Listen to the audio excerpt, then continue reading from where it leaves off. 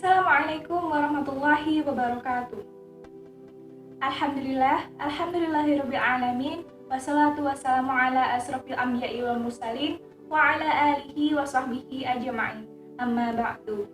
Pertama-tama marilah kita panjatkan puja dan puji syukur kita kehadirat Allah Subhanahu wa taala atas segala nikmat, rahmat dan hidayahnya kepada kita semua, sehingga kita masih dapat bertemu pada perkuliahan mata kuliah KD Geografi dan Kependudukan. Yang kedua, sholawat dan salam tidak lupa tetap tercurahkan dan kita haturkan kepada junjungan kita, suri tauladan kita, Nabi besar, Nabi agung, Nabi Muhammad SAW, yang telah membawa kita dari zaman kegelapan menuju ke zaman yang penuh pencerahan ini, yang senantiasa kita tunggu-tunggu syafaatnya di yaumul qiyamah nanti. Amin, amin, ya rabbal alamin.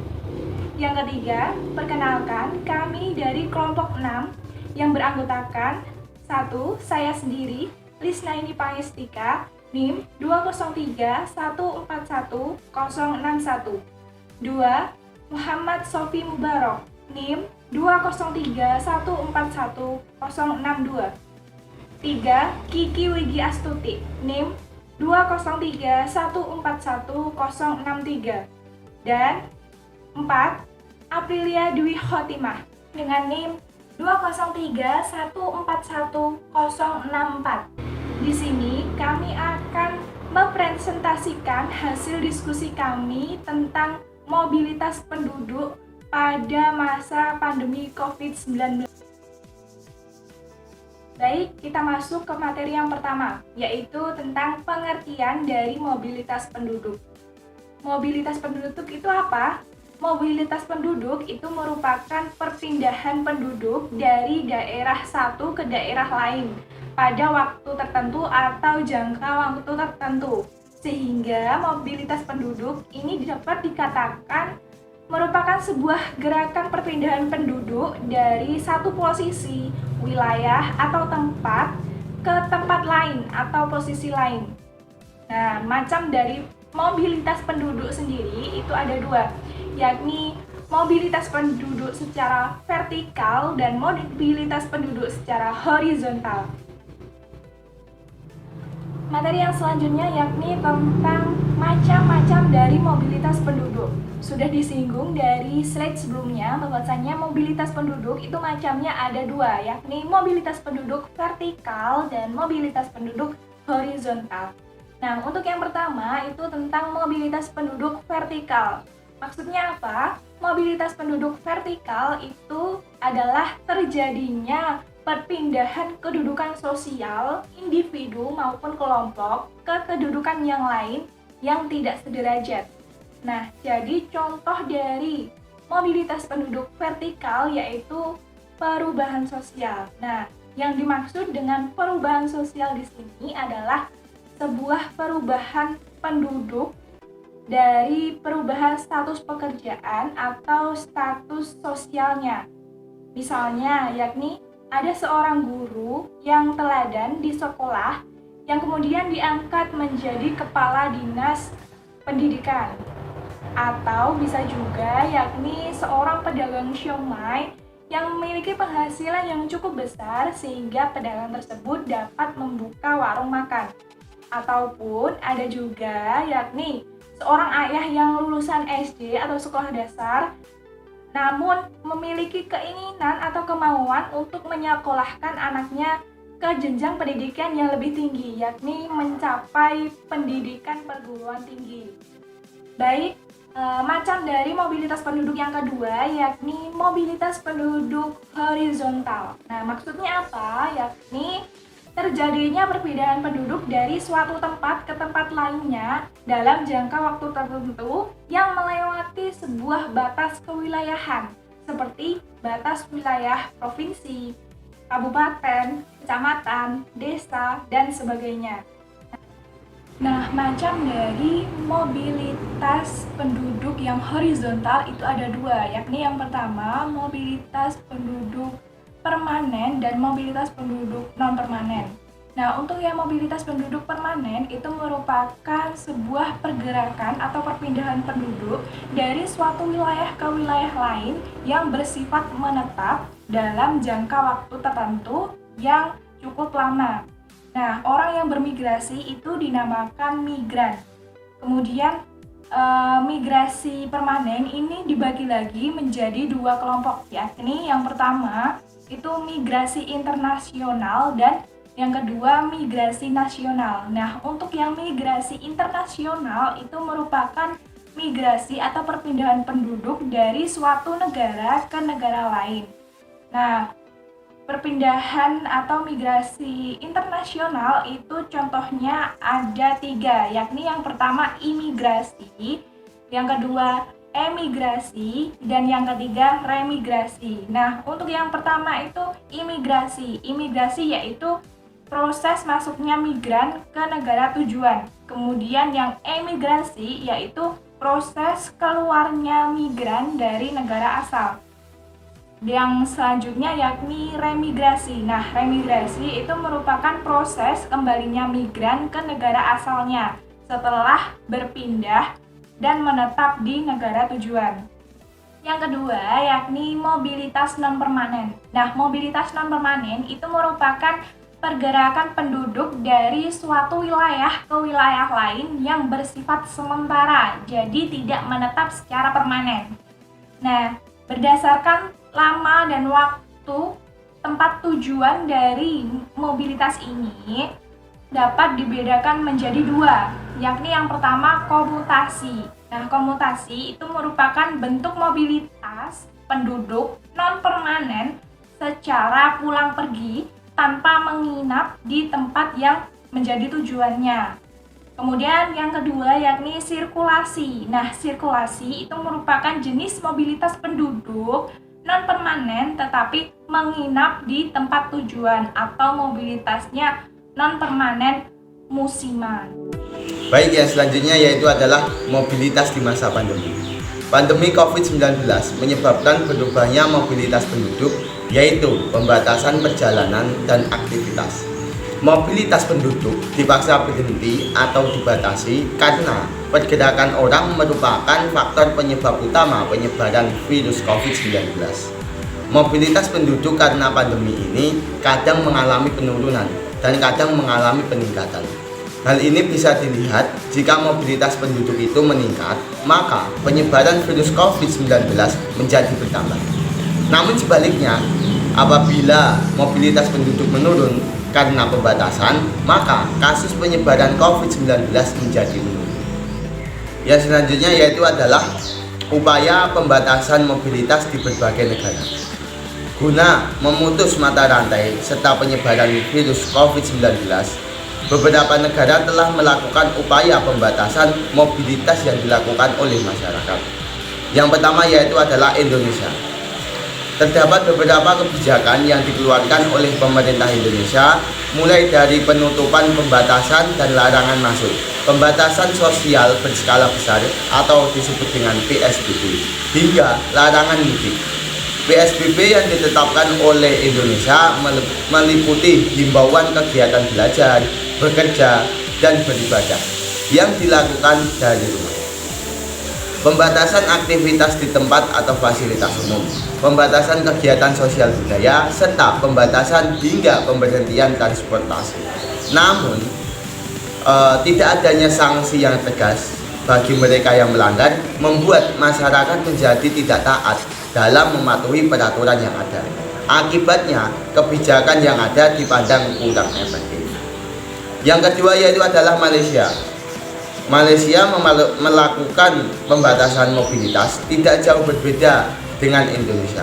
Pemerintah Malaysia juga menerapkan kebijakan pembatasan sosial yang disebut dengan Movement Control Order atau disebut dengan MCO.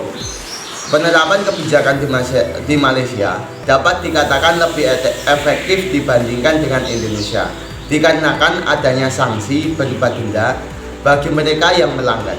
Namun, pembuatan kebijakan tersebut cenderung masih mengutamakan kepentingan warga Malaysia dan mengesampingkan kepentingan pekerja migran.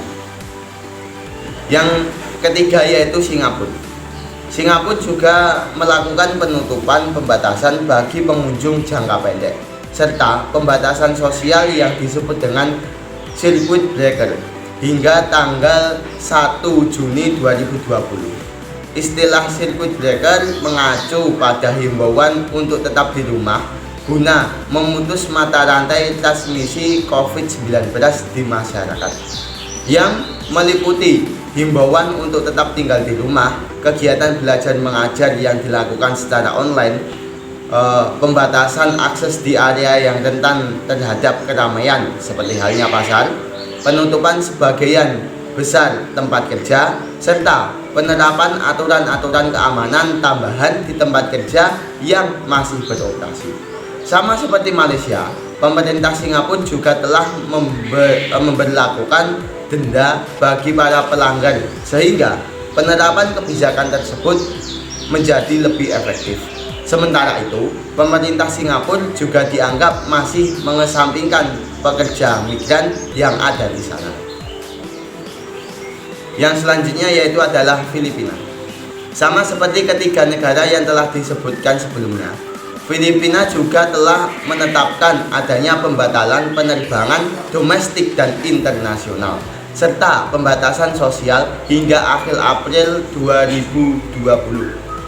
Penerapan kebijakan pembatasan sosial dipusatkan di Pulau Luzon, yaitu pulau dengan populasi terbanyak dan merupakan pusat kegiatan ekonomi di Filipina.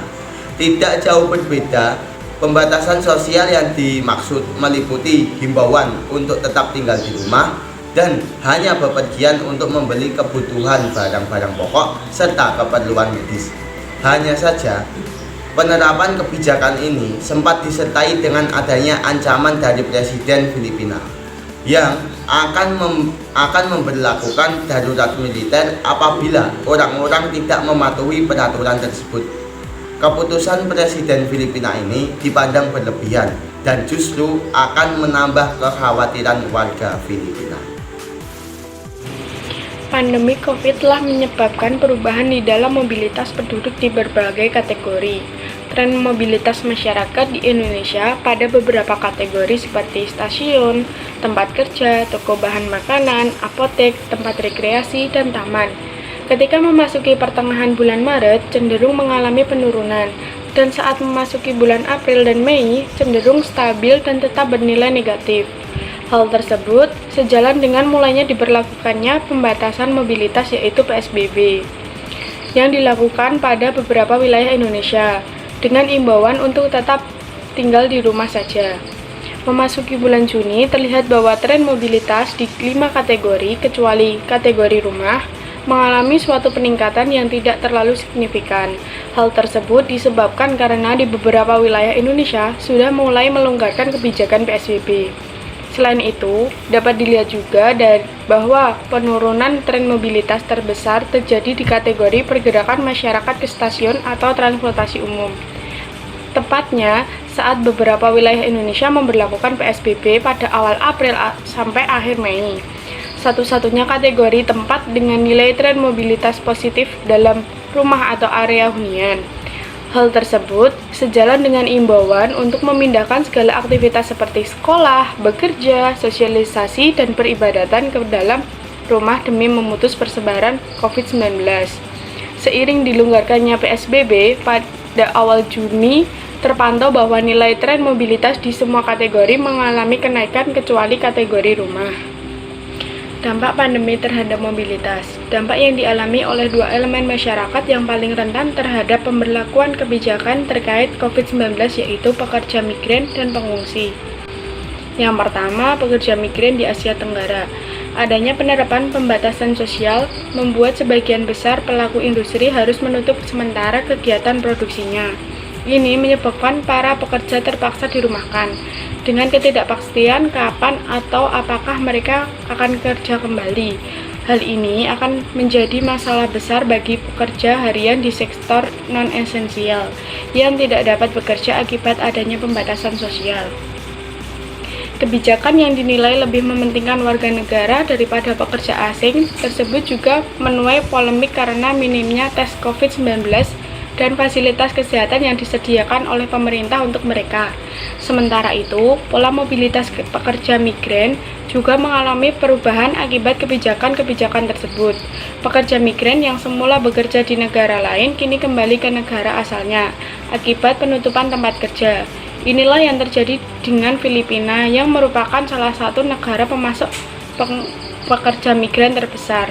Ribuan pekerja migran Filipina memutuskan untuk kembali, sehingga mengakibatkan remintasi yang diterima Filipina tahun ini diperkirakan menurun hingga 30%. Selanjutnya yang kedua yaitu pengungsi Rohingya di Asia Tenggara. Isu lain yang menjadi perhatian adalah bagaimana dampak dari kebijakan pembatasan sosial ini berpengaruh terhadap mobilitas para pengungsi. Dalam kasus Asia Tenggara adalah pengungsi Rohingya.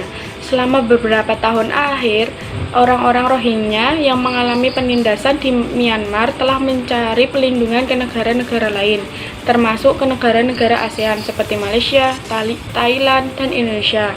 Di tengah merebaknya wabah COVID-19, Amnesty International telah menerima laporan bahwa setidaknya terdapat 3 hingga 5 kapal yang masing-masing diperkirakan mengangkut ratusan pengungsi Rohingya terlihat di pesisir Malaysia dan bagian selatan Thailand. Adanya penolakan terhadap masuknya kapal-kapal tersebut membuat kekhawatiran baru pada pengungsi Rohingya akan terjebak di kapal tengah lautan dan tidak dapat mencapai negara lain karena kontrol perbatasan yang semakin diperketat. Oleh sebab itu, baik UNHCR maupun IOM telah menegaskan bahwa dalam konteks pandemi sekalipun, hak prerogatif negara untuk mengatur masuknya orang asing ke wilayah mereka tidak dapat digunakan untuk menolak hak orang lain untuk mencari suaka. Dampak pandemi COVID-19 terhadap mobilitas penduduk ada 2 macam, yaitu dampak positif dan dampak negatif. Dampak positifnya yang pertama, lebih sadar akan kebersihan. Dengan adanya virus COVID-19 ini menyebabkan perubahan tingkah laku pada masyarakat, yang mana pada saat sebelum pandemik ini, masyarakat tidak peduli terhadap kebersihan, baik kebersihan pada diri sendiri maupun lingkungannya. Tapi setelah datangnya virus COVID-19 ini, masyarakat menjadi lebih memperhatikan kebersihan. Contohnya saja, setelah kita bepergian dari luar rumah, sebelum masuk ke dalam rumah itu, kita harus mencuci tangan dan kaki kita menggunakan sabun serta memakai hand sanitizer. Selain itu, kita harus menggunakan masker pada saat di luar rumah. Yang kedua, berkurangnya pendatang dari luar daerah.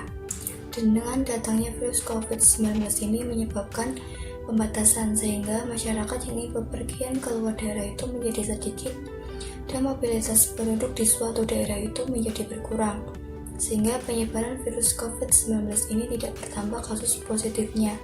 Setidaknya hal ini mengurangi jumlah orang yang terkena virus COVID-19. Kemudian dampak negatif yang pertama itu terbatasnya aktivitas di luar rumah. Virus COVID ini menyebabkan aktivitas masyarakat menjadi terbatas. Semisal masyarakat yang ingin beraktivitas keluar rumah itu harus menaati prokes yang ada, dan masyarakat yang ingin keluar rumah itu harus dalam kondisi terpaksa atau darurat untuk keluar rumah. Contohnya saja masyarakat yang ingin membeli kebutuhan pokok atau masyarakat yang ingin berobat ke rumah sakit atau puskesmas terdekat. Kemudian dampak negatif yang kedua, banyaknya pengangguran. Virus COVID-19 ini menyebabkan banyak pekerja yang terkena PHK dikarenakan banyak perusahaan yang tidak bisa melakukan produksi, sehingga semakin banyak pengangguran pada saat pandemi saat ini. Faktor pandemi COVID-19 terhadap mobilitas itu ada 3. Yang pertama, faktor ekonomi. Pandemi COVID-19 ini menyebabkan banyak pengusaha dan wirausaha mengalami kerugian. Hal ini dikarenakan tidak bisa melakukan produksi, sehingga pengusaha atau wirausaha itu tidak memiliki pemasukan. Untuk mengatasi ekonomi yang menurun, pengusaha atau wirausaha melakukan pekerjaan lain untuk memenuhi kebutuhan ekonominya. Contohnya saja, seorang wirausaha itu tidak memiliki pemasukan, sehingga dia harus banting setir menjadi Gojek. Karena Gojek pada saat pandemik ini sangat dibutuhkan oleh masyarakat yang ingin memesan makanan secara online. Kemudian faktor yang kedua adalah faktor pendidikan. Pandemi COVID-19 juga berpengaruh terhadap pendidikan. Hal ini dapat dilihat dari sistem pembelajaran siswa maupun mahasiswa. Pembelajaran yang sebelum pandemi itu secara bertatap muka dengan langsung datang ke sekolah dan bertemu secara langsung dengan guru, tapi sejak adanya virus ini menyebabkan pembelajaran menjadi online, di mana siswa dan guru itu tidak bisa bertatap muka secara langsung, tapi hanya melalui Zoom, Gmeet, atau aplikasi yang mendukung pembelajaran secara online ini. Pembelajaran online ini dilakukan karena untuk memutuskan mata rantai COVID-19. Kemudian faktor yang ketiga adalah faktor transportasi. Pandemi COVID-19 juga berpengaruh pada transportasi. Sarana transportasi pada saat pandemi ini dibatasi dengan ketat. Seperti contoh pesawat dan kereta api pada saat kasus COVID-19 ini sedang naik tajam. Kedua sarana tersebut berhenti sementara, tapi setelah kasus mulai menurun, sarana transportasi tersebut dibatasi penumpangnya. Dan syarat agar bisa menaiki transportasi tersebut harus memiliki surat swab dan vaksin, sehingga masyarakat yang ingin bepergian itu menjadi terhambat, dan masyarakat yang harus bepergian jauh itu beralih ke kendaraan roda 4 yang mana syaratnya juga harus memiliki surat swab dan penumpangnya itu dibatasi. Sekian presentasi dari kelompok kami mengenai mobilitas penduduk pada saat pandemi COVID-19. Kurang lebihnya kami mohon maaf. Wassalamualaikum warahmatullahi wabarakatuh.